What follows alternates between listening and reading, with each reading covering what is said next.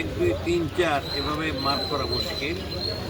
প্রায়োরিটির দিক থেকে জনগণের ভোগান্তি, জনগণের কষ্ট বিবেচনা করলে ইমপ্রুভমেন্ট তো পরে, আগে কষ্ট লাঘব করতে হবে, তারপরে ইমপ্রুভমেন্টের কষ্ট।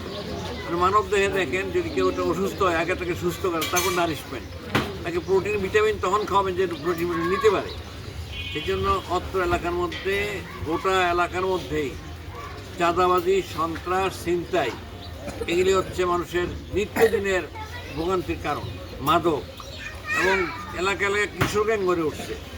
সুতরাং এই বিষয়গুলিকে আমাকে প্রথমে অ্যাড্রেস করতে হবে। সব কাজে জনগণকে আমরা হেল্প চাই, সহযোগিতা চাই ইনশাআল্লাহ। তারপরে মনে করেন এখানে অনেক জায়গাতে ট্রাফিক জ্যাম হয় এবং বৃষ্টি হলে জলাবদ্ধতা হয়, ড্রেনেজ সিস্টেমটা ভালো না, এইগুলিকে বিবেচনায় আনতে হবে। তারপরে মনে করেন এখানে কোনো খেলার মাঠ নাই, গোটা কামরাঙ্গীর এলাকার মধ্যে কোনো খেলার মাঠ নাই। গ্যাসের সংকট ব্যাপক তীব্র, চোরা লাইনের মাধ্যমে গ্যাস পায়, কিন্তু বৈধ টাকা দেওয়ার মধ্যে তারা গ্যাস পাচ্ছে না। এই বিষয়গুলিকে তো অবশ্যই দেখতে হবে। সিলিন্ডার সিন্ডিকেটের মাধ্যমে দাম বাড়িয়ে দেওয়া হয়, মানুষের নাগালের মধ্যে থাকে না। এই বিষয়গুলো আমাদের বিবেচনা করতে হবে।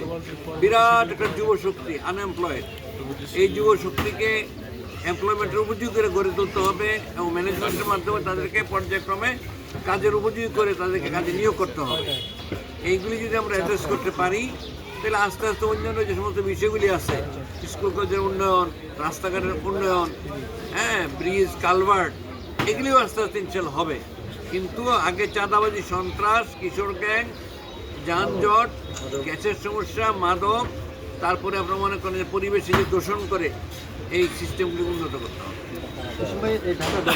আরও একাধিক দল থেকে মনোনয়ন প্রার্থীরা আছে, তো তাদের রেখে আপনাকে এখানকার ভোটাররা কেন ভোট দেবে? এই ব্যাপারটার ফয়সালা করবে জনগণ। জনগণ কাকে ভোট দিবে এটা জনগণ বলে দেয় নাই, জনগণ বুঝছি। জনগণ এই মার্কায় ভোট দেবে এই জন্য কোনো কথা বলে না। বাট আমাদের অ্যাপ্রোচটা থাকবে জনগণের কাছে, আমরা কেমন সোসাইটি চাই, কেমন সমাজ চাই, কেমন উন্নয়ন চাই। জনগণের রায়ের প্রতি আমি 100% শ্রদ্ধাশীল, 100% শ্রদ্ধাশীল।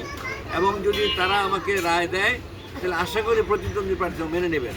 অন্য কোনো প্রার্থীকে যদি রায় দেয়, ফেয়ার ইলেকশন হয়, তাহলে আমরাও সে মেনে নেব।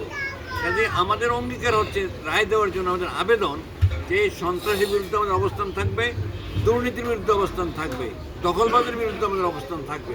আমরা মনে করি জনগণের প্রাণের কথা। বাবা মা স্কুলে সন্তান পাঠিয়ে নিরাপদ ফিল করে না যে সন্তানরা ঠিকমতো আসতে পারবে কিনা। যেহেতু আমরা নিরাপত্তার ব্যাপারে আশ্বস্ত করতে চাই, এই সমস্ত চাঁদাবাজি, দুর্নীতির বিরুদ্ধে আমাদের অবস্থান, এই কারণে জনগণের মনের কথা, সেই কারণে আশা করি জনগণ আমাদেরকে ভোট দেওয়ার